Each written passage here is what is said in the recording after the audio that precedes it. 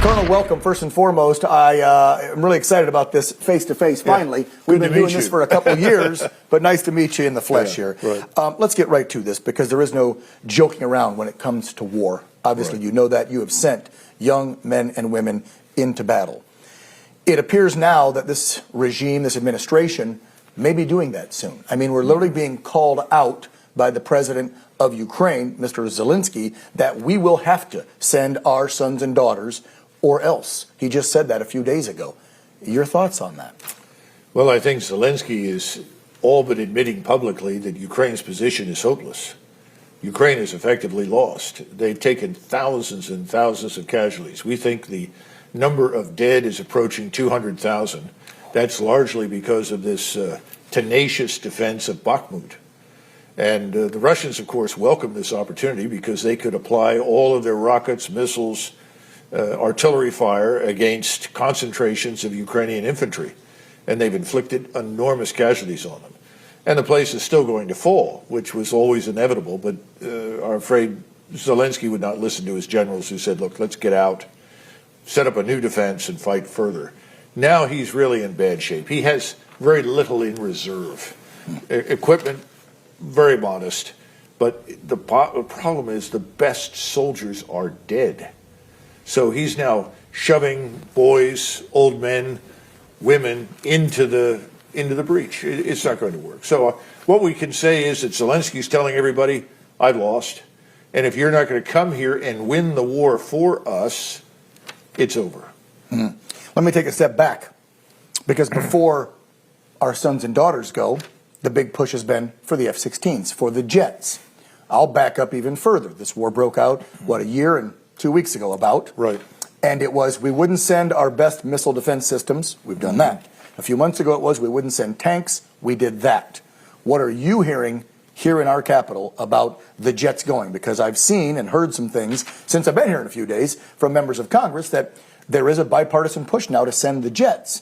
But also, if you send jets, by the time you train them up, get them ready to even go with them, you're talking about a year down the road. So that would prolong the killing in Ukraine just to send these jets. Well, two things. The people I talk to on the Hill that are obviously friendly to me are telling me the administration has no military strategy. What they have is a media strategy. The media strategy is to convince everyone every day, 24 hours a day, 7 days a week, that Ukraine can win, that Ukraine is close to victory, that the Russians are falling apart, the Russians are demoralized. Well, that's weakening now. There are very few people that buy that narrative any longer.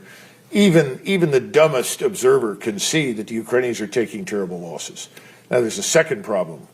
That is that right now, all of the complex equipment, HIMARS, complex surveillance equipment, drones, these kinds of things, are operated by contractors. Well, the contractors are NATO military personnel who are not in uniform, who are operating as contractors. If you try to send F-16s over there, they're going to need American pilots or German pilots or French pilots or somebody else. They can't possibly do it. So this is the slow slide into war that many people have really worried about for a long time. And I think the administration is struggling now. Do we admit failure, or do we slide the rest of the way into direct confrontation with Russia?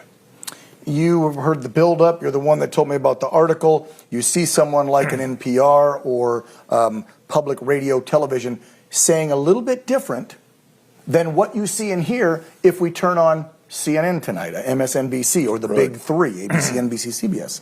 They're saying that Ukraine's doing great, that America needs to help more. And then when you see something like that from more independent, which I was surprised when you sent it to us, I'm like, wait, what a minute, I have to look at this again. Obviously, people are getting the clue back here at home because, and I'd like you to tell my viewers, there's a big difference between what possibly the State Department is saying is actually happening in Ukraine and what Mr. Biden's regime is telling the press to say to the American people. Yes, I think it's important that Americans understand that historically, public broadcasting, specifically National Public Radio, has been a good mouthpiece for the State Department. If you wanted to know what the thinking was at Foggy Bottom about anything, but particularly about foreign interventionism, which is really what they've been all about for 30 years, you turn to NPR, and they would praise wherever you went and whatever you were doing. Oh, we're intervening in Bosnia, intervening in Iraq, intervening in Kosovo. It's all good news. Mm-hmm. Well, what's interesting about this article is it's not good news. They're admitting that the weight of Russian manpower as well as military power in general is crushing Ukrainians. They're essentially telling the reader, this is not going to work. No amount of Ukrainian valor is going to stand up to the firepower. They're being pushed back.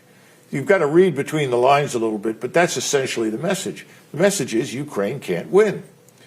Now, that's very, very important because, again, that's expressing a view that's probably held inside circles in the State Department. We also had a meeting yesterday between Mr. Blinken and Mr. Lavrov, the Russian foreign minister in our State Department.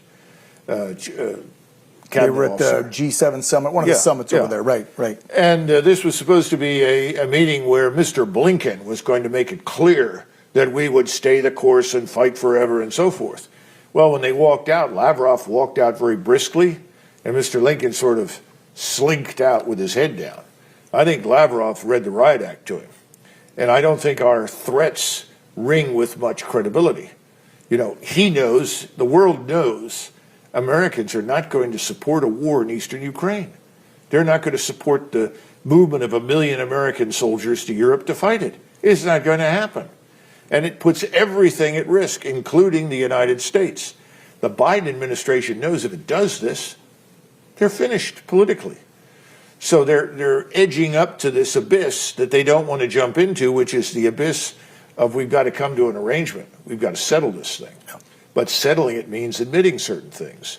Most important, that they misjudged the Russians. Remember, initially, I think it was Mr. Putin who misjudged us. He thought, well, I'll intervene, I'll use a small force, I'll make it clear that we're serious and Americans will listen to us, and then we'll have a negotiation. Wrong. We took the opposite position. We said, this is wonderful. He's walked into Ukraine with this little force. They're not very good. We can crush them. So we'll pour on all the equipment, assistance, and cash that we can. We'll hire all of the mercenaries. We'll send Polish soldiers by the thousands over there in Ukrainian uniform, and we'll win this. Well, we misjudged the Russians. The sanctions had no impact. The Russians said, no, this is as vital to us strategically as northern Mexico would be to us. We wouldn't tolerate this sort of thing in northern Mexico, threatening the United States. The Russians aren't going to tolerate it in eastern Ukraine. We completely miscalculated, and now we're sitting staring at a disaster. This force that we armed in Ukraine is destroyed. They're losing thousands of people, on average anywhere from 500 to 800 a day. That's roughly a battalion every day vanishes. This cannot go on. They are running out of ammunition. They have no more 155 millimeter artillery ammunition. The Russians have stockpiled artillery that will last them for 30 months. Rockets, missiles, drones, hard shell ammunition.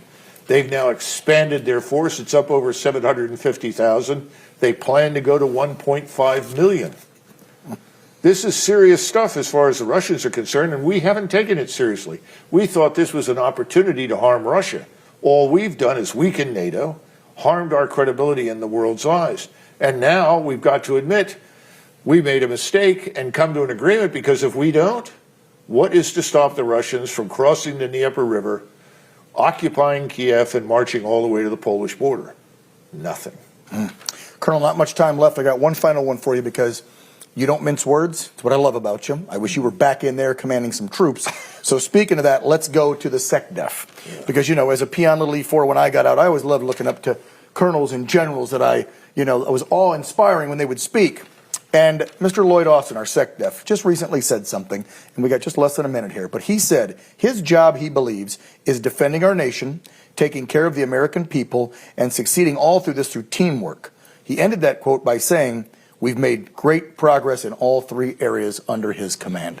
Would you agree with that assessment? Well, he's following the lead of his commander-in-chief. He's not going to admit the truth. The truth is the Defense Department is in ruins. Morale is in the gutter.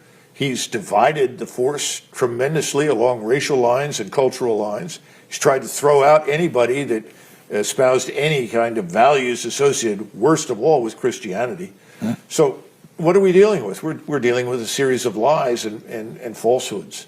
That's all he's got. There's no truth in it.